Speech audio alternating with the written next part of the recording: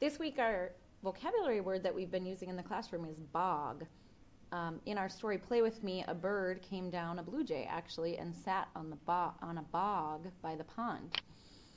A bog is the main branch of a tree. In our story, that blue jay came and he sat down. He was jabbering the way blue jays do.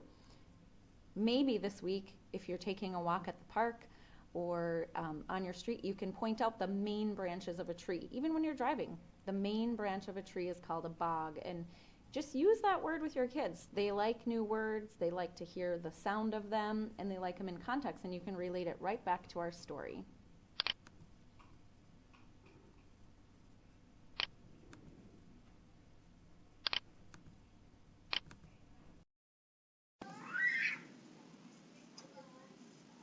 This week's story is called Play With Me. It's about a little girl who is walking along in a meadow. She comes to a pond and she sees many animals that she wants to play with.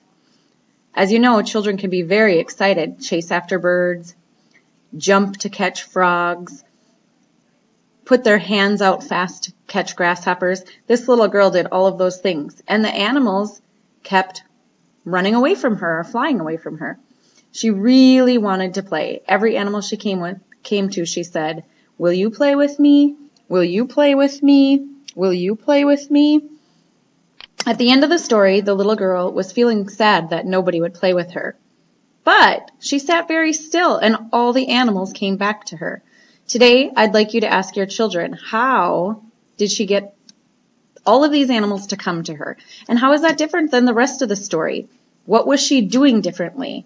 You can talk about how she was sitting silently, she wasn't moving, she wasn't scaring them, and just see what they have to offer in regards to this story.